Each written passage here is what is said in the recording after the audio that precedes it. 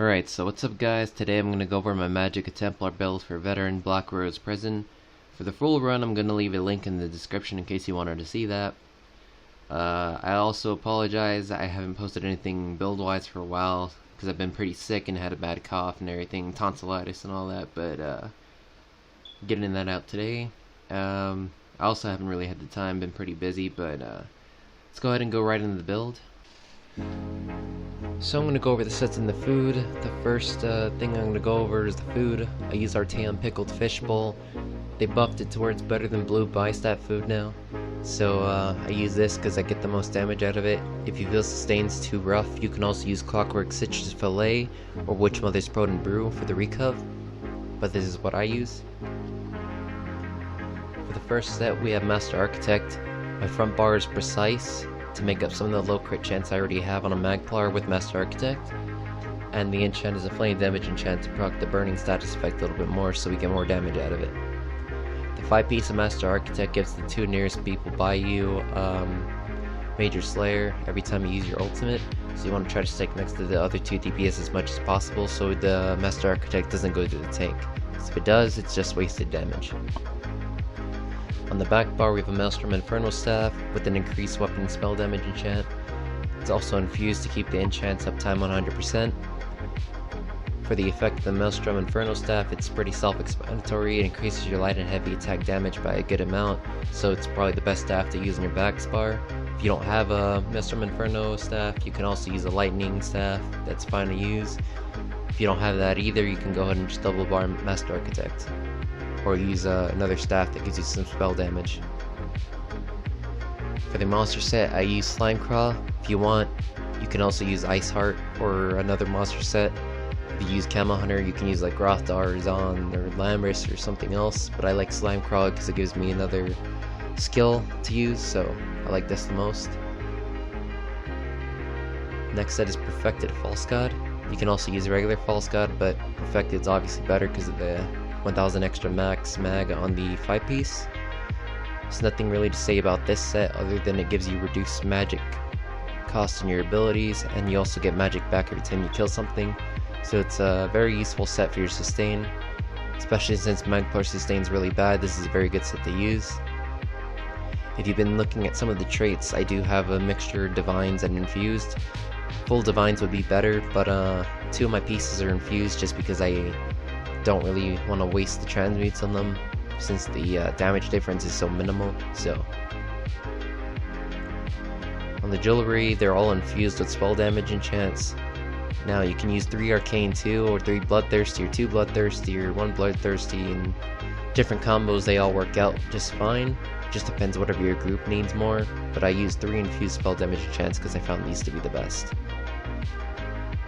Alright, so I'm going to go over the champion points real quick. If you want, you can skip this part of the video. I'm going to leave the champion points on the screen. You should be able to see it right about now. But if you want to hear the description of some of my thoughts on the champion points, you can. So I'm going to go ahead and start with the erosion. I won't really explain anything else in the blue CP, but the spell erosion, it's this low only at 12 because this is the pen we get so far. It's 5,280 from Breach, 4,884 from the Light Armor passive, 1,320 from Minor Breach from the Poisons, 2,108 from the Crusher enchant, 3,784 from the Lover. Keep in mind I don't have full divine, so you might want to do a little less or more into your Lover amount depending on what you have, which leads to a total of 17,376 for me. So I made up the rest of the amount with the spell erosion, which was 1,191. Adding that to the 17,000, we have 18,657, or 567 rather. That puts us a little bit over pen cap, which is 18,200. So we're just right there in the ballpark of being pen cap. It's a little bit over, but I had extra points of erosion, so I just put them in there. So I guess it makes up for any time that the Breach Poison or anything's not up. These are just the rest of the champion points. We have 75 Nathometers for the Opportunist passive for the off balance. Well, not Opportunist, Exploiter. That's my mistake.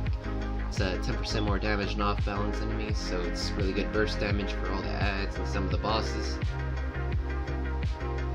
the red champion points, I have a lot into Spell Shield and Elemental Defender, like nothing into Hardy, because I don't take very much physical damage.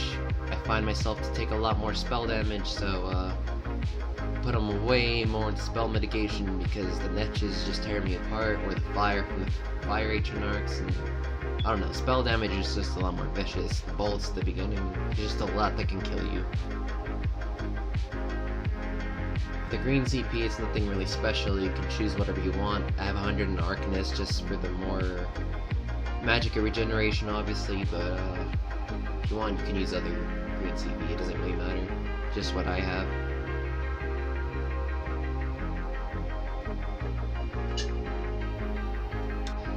Alright, so I'm going to go over the skills. I'll try to make this as brief as possible. So first off, we have Puncturing Sweeps. It's very cheap, it does a lot of damage and heals you. Blackrose has a lot of damage in there, so you want to use spammable that heals you. At least I do, so if you want, you can also use Force Pulse if you don't want to play melee, but I just feel Sweeps is one of the best spammables on Magplar right now. Next skill is Purifying Light. It's another heal for your group. It heals everyone every 2 seconds for 6 seconds, and it also does a lot of burst damage whenever you apply it to an enemy. So, pretty good skill to use, you don't have to use it though. Next skill is your Execute. Jesus Beam is obviously OP, so you should be using it. There's nothing really more to say about it. You can use the Radiant Glory Morph if you need more healing for yourself, but I use Radiant Repression because I don't personally.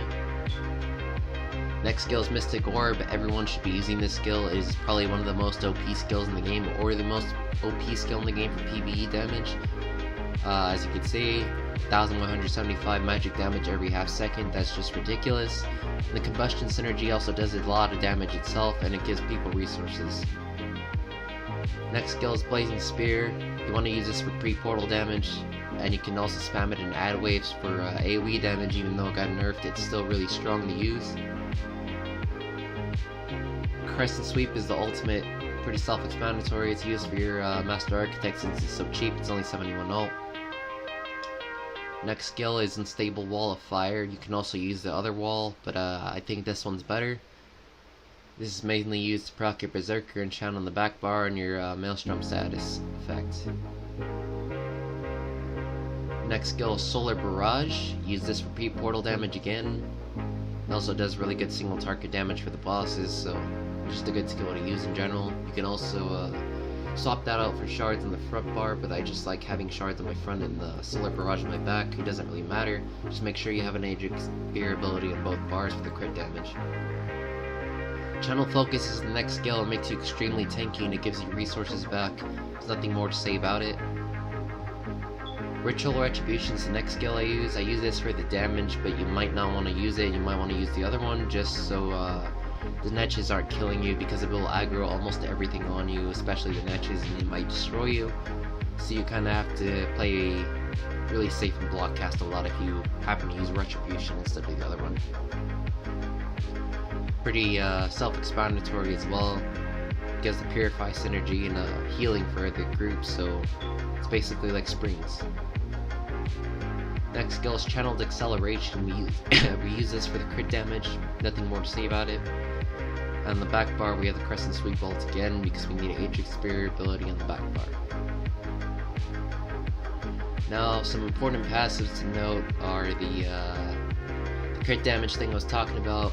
Have an Age of Spear ability slotted, nothing more to say about that. And in the Dawn's Wrath passive we have Prism. You want to cast the Dawn's Wrath ability like every 6 seconds for 3 ultimate. And the Illuminate passive because it gives everyone spell damage every time you casted it. So you want to try to cast the Dawn's Wrath ability at the very beginning of the portal for everyone else.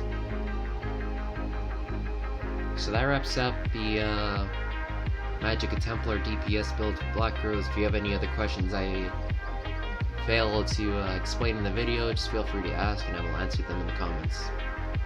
Hopefully this helped out.